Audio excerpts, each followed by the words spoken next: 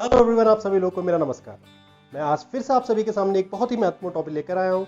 आशा करता हूँ आप पूरी वीडियो देखेंगे और मेरे चैनल को यूं ही लाइक, शेयर और सब्सक्राइब करना नहीं भूलेंगे। चलिए शुरू करते हैं। आज हम बात करने जा रहे हैं एक बहुत ही महत्वपूर्ण टॉपिक के बारे में। एक ऐसा टॉपिक जो आने वाले जो सीज़न है, आने वाला जो मौसम है, उसमें आपके लिए काफ़ी मददगार हो सकती है मेरी ये वीडियो। क्योंकि जो आने वाला वेदर है, अब मानसून का सीज़न आने वाला है, तो आज हमारा मेन फोकस जो भी बरसात के समय पे हमें दिक्कतें होती हैं या फिर जिनको हम कह सकते हैं मानसूनल डिजीजेज, यानी कि जो बरसात के मौसम में, जो रेनी सीजन में हमें दिक्कत होती हैं, उन बीमारियों के बारे में आज आप सभी लोगों को बताऊंगा।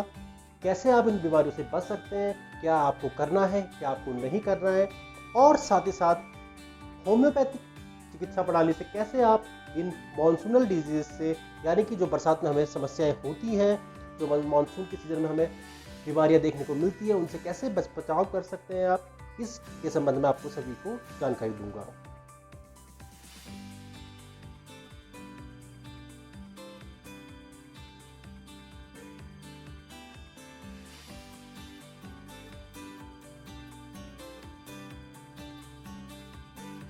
जैसा कि आप सभी लोग जानते हैं, हर साल जून से लेकर सितंबर तक का महीना बरसात का होता है।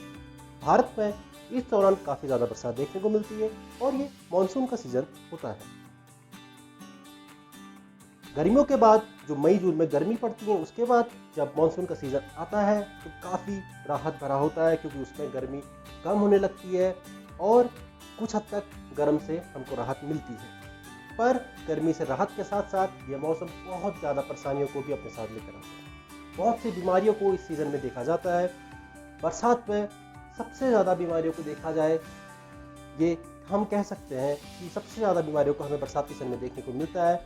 अगर हम इस मौसम में जो बीमारियां होती हैं उनके बारे में बात करें, तो जो भी मानसून में डिजीज़ होती हैं, जो भी रेनी सीजन में डिजीज़ होती हैं, तो वो है dengue, malaria, chikungunya, typhoid fever, viral infection, cough cold, इसके अलावा लेप्टोस्पायरोसिस और इसी के अलावा डायरिया, कॉलरा। ये कुछ ऐसी मुख्य बीमारियां हैं जो खास तौर पर इस रेनी सीजन में देखने को मिलती है। जैसे कि आप सभी लोग अभी जानते हैं, कोरोना का टाइम चल रहा है। कोरोना काल में अगर साथ में अगर ये बीमारियां भी अगर बढ़ेंगी तो काफ़ी ज़्यादा समस्या देखने को मिलेंगी। तो इसी वजह से मैं आज सभी सब लोगों को बताना चाहूँगा कि आप कैसे इन बीमारियों से बच सकते हैं, क्या आपको करना है, क्या आपको नहीं करना है, ताकि ये बीमारियां आपके पास आए भी ना और आप सुरक्षित रहें। जैसे कि आप सभी लोग जानते हैं, डेंगू, मलेरिया, चिकनगुनिया, ये तीनों मुख्यतः मच्छरों से होने वाली बीमारियां हैं। आप सभी लोग जानते हैं, मच्छरों का प्रभाव बढ़ जाता है बरसात के सीजन में, इसी वजह से सारी दिक्कतें देखने को मिलती हैं। आप जानते हैं, डेंगू में प्लेटलेट काउंट कम हो जाता है और इसी के अलावा फीवर होता है, बुखार होता है, बहुत दिक्कतें देखने को मिलती है। और इसी तरह मलेरिया में, चिकनगुनिया में काफ़ी अलग अलग समस्याएं देखने को मिलती है। अगर आपको इन सब से बचना होगा तो आपने अपने घरों के आसपास से मच्छर ना पैदा हो, ऐसा उपाय करना पड़ेगा। अगर मच्छर कहीं पे भी होंगे तो फिर ये बीमारियां आपको होने की और संभावनाएं बढ़ जाती हैं। इसके अलावा कुछ बीमारियां जैसे टाइफॉइड, कॉलरा, डायरिया और गैस्ट्रोइंटेस्टाइनल इन्फेक्शन, ये कुछ ऐसी बीमारियां हैं जो बाहर के खान पान से आपको फैल सकती हैं। क्योंकि मानसून का सीज़न ऐसा सीज़न होता है जहाँ पे सबसे ज़्यादा बैक्टीरियल, वायरस, ये सब ग्रोथ होती है, क्योंकि जो ह्यूमिड टेम्परेचर होता है वो काफ़ी अच्छा होता है इनको ग्रो करने के लिए। और इसी वजह से इस टाइम पे सबसे ज़्यादा बीमारियां देखने को मिलती हैं। अगर आप कहीं पे भी चाट खाते हैं, समोसे खाते हैं, टिक्की खाते हैं, या फिर बाहर पे गोलगप्पे खाते हैं, बाहर की चीज़ें अगर आप इस सीज़न में कुछ भी खाते हैं तो बहुत बीमारियां देखने को मिलती हैं। खास तौर पर बाहर का खाना तो आपको बिल्कुल अवॉइड करना पड़ेगा अगर आपको typhoid, diarrhoea, cholera, gastrointestinal infection, इन सबसे बचना है। टाइफाइड में आप जानते हैं आपको बुखार होगा, बॉडी में दर्द होगा, कॉन्स्टिपेशन होगा, एब्डोमेन, आपके पेट में दर्द देखने को मिलेगा। इसी के अलावा अगर हम बात करते हैं कॉलरा की, तो उसमें आपको उल्टी दस्त देखने को मिल सकता है। डायरिया में आपको डायरिया हो सकता है। ये सारी समस्याएं हैं जो मेनली इस मानसून के सीजन में देखने को मिलती है। इसके अलावा कुछ समस्याएं ऐसी भी हैं जो कॉमनली आपको देखने को मिलती हैं, जैसे वायरल इन्फेक्शन और कफ कोल्ड कुराई। वायरल इन्फेक्शन भी इस सीजन में काफ़ी ज़्यादा बढ़ जाता है। और आप सभी लोग जानते हैं कोरोना का टाइम चल रहा है।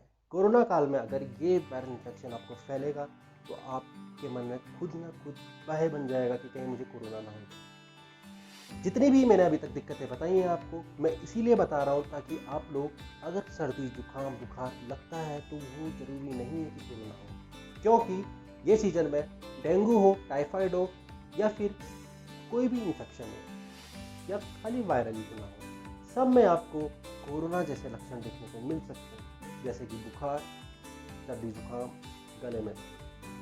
तो आपको घबराना नहीं है कि मेरे को कोरोना ना हो जाए, क्योंकि हो सकता है कि ये मानसून के वेदर की वजह से, रेनी सीजन की वजह से आपको ये समस्याएं देखने को मिल रही है। इसलिए हमेशा बात को ध्यान में रखना है कि घबराएं नहीं, पहले डॉक्टर से परामर्श कर लें अपने, और हो सके तो जो मैं बातें अभी आपको बताऊंगा आगे को वो करें ताकि आप इन बीमारियों से बच सकें। अब मैं आपको बताऊंगा आपको क्या क्या चीज़ें करनी है और क्या क्या चीज़ें नहीं करनी है अगर आपको इन बीमारियों से बचना है। अब मैं आपको बताऊंगा आपको क्या क्या करना है।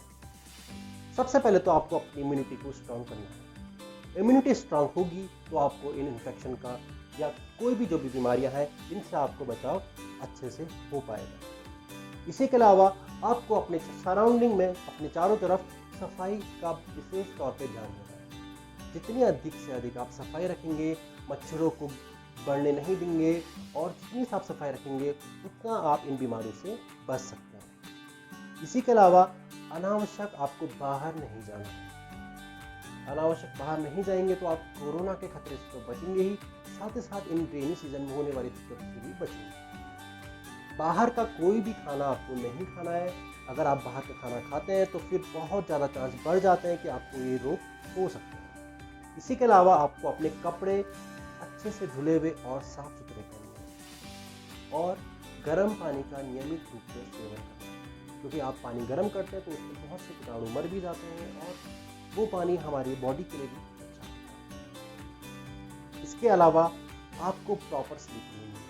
पूरी अच्छे से नींद लेंगे तो आपकी इम्यूनिटी स्ट्रांग होगी, आपकी मेंटल कंडीशन अच्छी होगी और आप इन बीमारियों से बच सकते हैं। इसी के अलावा अपने हाथों को धोना। अगर आप हाथ धोएंगे तो आप बहुत हद तक बीमारियों से बच सकते हैं। इसी के अलावा आप लोगों को एक्सरसाइज पे विशेष तौर पे ध्यान देना पड़ेगा इस सीजन में। अगर एक्सरसाइज करते हैं तो काफ़ी हद तक आपकी इम्यूनिटी स्ट्रांग रहती है और इन छोटी छोटी बीमारियों से आप बच सकते हैं। इसी के अलावा अपने फल सब्जी का विशेष तौर पर ध्यान दें। खाने में अधिक से अधिक फलों का, सब्जियों का सेवन करें। विटामिन सी से जो भरपूर मात्रा में विटामिन सी वाली फल होते हैं उनका सेवन करें। ये तो थी कुछ बातें जो आपको करनी है ताकि आपको इन बरसात में होने वाली समस्याओं से बचना है। तो अब मैं बताऊंगा आपको क्या आपको इस सीजन में नहीं करना है। अगर आप ऐसा करते हैं तो आपको बीमार होने का खतरा बढ़ जाता है। आपको ये चीज़ें बिल्कुल नहीं करनी है। जैसे बरसात में नहीं भीगना। अगर बरसात में अनावश्यक भीगेंगे, जैसे छोटे छोटे बच्चे भीगते हैं, तो बहुत ज़्यादा बीमारियां होने का खतरा हो जाता है। इसी के अलावा अगर आप कहीं बाहर से आ रहे हैं, आप भीग गए हैं, तो आपको तुरंत अपने एसी के रूम में नहीं, आप अगर एसी रूम में घुसेंगे तो उससे भी आपको टेम्परेचर के चेंज होने की वजह से या फिर और कारणों की वजह से आपके रोग होने का चांस बढ़ जाता है। इसी के अलावा मच्छरों को बढ़ने नहीं दें। अगर आपके सराउंडिंग में कहीं भी मच्छर बढ़ते हैं तो वो भी एक खतरा हो सकता है बीमारियों से सफ़र करने। इसी के अलावा घर के चारों तरफ सफाई नहीं रखेंगे तो बहुत ज़्यादा समस्या देखने को मिल सकती है। बाहर का खाना बिल्कुल नहीं खाना है, जैसे कि मैंने पहले भी बताया। अगर आप इन सभी बातों को फॉलो करते हैं तो इस मौसम में होने वाली सभी समस्याओं से आप लोग बच सकते हैं। इसी के अलावा अब मैं आपको बताता हूँ कुछ होम्योपैथिक दवाइयों के बारे में जो आपको इस सीजन में कोई भी अगर ऐसी समस्याएं होती है तो उनसे बचा सकती है। जैसा सबसे पहले हम बात करते हैं डेंगू की। डेंगू में काफ़ी ज़्यादा होम्योपैथी की दवाइयों का सेवन किया जाता है। अगर किसी को भी डेंगू हो भी जाता है, अगर वो बचाव नहीं कर पाता है तो भी अगर होम्योपैथिक चिकित्सा के पास जाता है और होम्योपैथिक चिकित्सा प्रणाली से अपना उपचार कराता है तो काफ़ी हद तक उसका डेंगू पूर्णतः सही हो जाता है। डेंगू में जैसे कुछ दवाइयाँ जैसे इपिटोरियम परफोरेटम, जेल्सिमियम, ये कुछ ऐसी दवाइयाँ हैं, कैरिका पपाया बहुत ही अच्छा रोल प्ले करती है। इसी के अलावा अगर मलेरिया है तो चीनियम सल्फ हो गई आपकी, और इसी के अलावा वैटेक्स गुंडो एक मदर टिंचर आता है, वो भी काफ़ी अच्छा काम करता है मलेरिया में। इसी के अलावा टाइफाइड फीवर में जेल्सिमियम होगी, ब्राउनिया हो गई, डल्कामारा हो गई, बैप्टिशिया हो गई, म्यूरेटिक एसिड हो गई।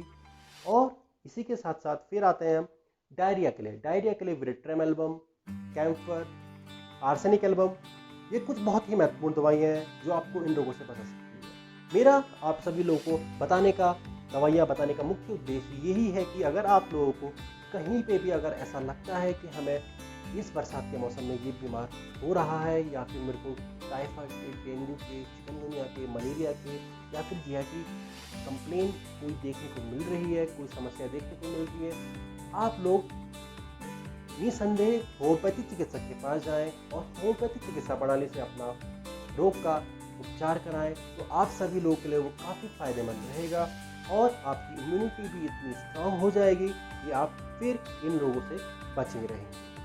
आशा करता हूँ दोस्तों आप सभी लोगों के लिए आज की ये मेरी वीडियो काफ़ी ज़्यादा उपयोगी साबित हुई होगी। मेरी आगे भी इसी तरह की वीडियो को देखने के लिए मेरे चैनल को यूँ ही लाइक, शेयर और सब्सक्राइब करते रहें और साथ ही साथ बेल आइकन दबाना ना भूलें। धन्यवाद।